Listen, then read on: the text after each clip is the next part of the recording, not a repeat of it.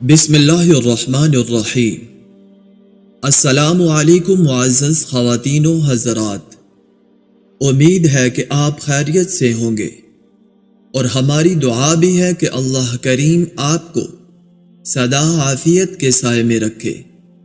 ناظرین مکرم، شعبان المعظم کا مبارک ماہ ہماری زندگیوں میں روشن ہے اور گزرتا ہی جا رہا ہے۔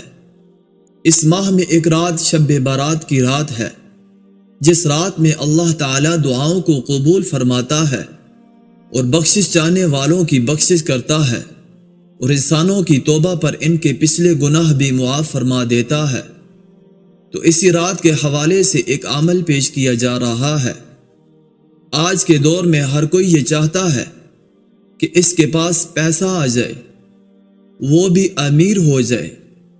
پیسے کے لیے انسان کچھ بھی کر سکتا ہے، لیکن غلط طریقے سے پیسہ کمائے گا تو وہ پیسہ حرام قرار دیا جائے گا۔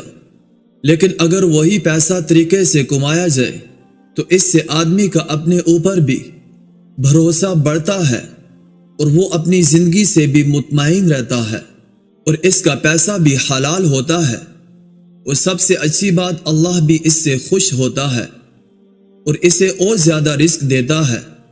تو ناظرین مکرم، جو لوگ خواہش رکھتے ہیں کہ وہ بھی پیسہ کمائیں لیکن ان کے پاس ایسا کوئی ذریعہ نہ ہو، تو میرے دوست اور بھائی پریشان نہ ہو، آپ کے لیے بہت ہی اچھا وظیفہ لے کر آیا ہوں۔ یہ وظیفہ کرنے سے انشاءاللہ اللہ آپ کے رزق کے دروازے کھول دے گا۔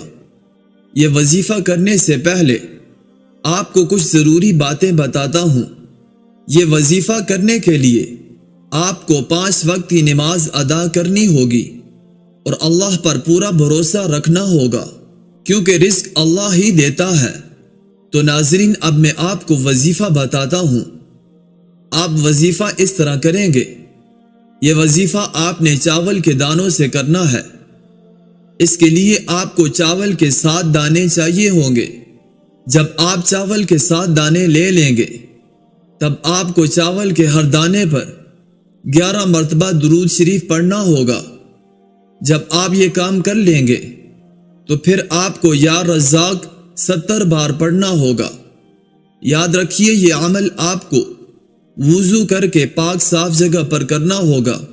جب آپ 70 مرتبہ یہ اسم پڑھ لیں گے، پھر اس کے بعد آپ کو چاول کے ہر دانے پر پھر 11 مرتبہ درود شریف پڑھنا ہوگا۔ جب آپ یہ عمل کر لیں گے تو ان 7 چاول کے دانوں کو اپنے پرس وغیرہ میں سنبھال کر رکھ لیں۔ انشاءاللہ آپ کے پیسے میں کبھی بھی کمی نہیں آئے گی، اور دل سے دعا بھی کرنی ہے۔ بس ہر حال میں اللہ پاک کا شکر ادا کرنا ہے، کیونکہ رزق دینے والی اللہ ہی کی ذات ہے۔ اگر یہ عمل شعبان رمضان میں کریں گے تو بہت افضل ہے۔ اپنے اعمال پر توجہ دیجیے، حقوق العباد لازمی پورے کیجیے اور حقوق اللہ کا بھی خیال رکھیے، کیونکہ اللہ کبھی حقوق کے تلف کرنے والے کو پسند نہیں فرماتا۔ قیامت کے دن اللہ اپنے حقوق تو معاف فرما دیں گے، مگر حقوق العباد یعنی اللہ کی مخلوق کے حقوق جو آپ نے ادا نہیں کیے ہوں گے، ان کو معاف نہیں فرمائیں گے۔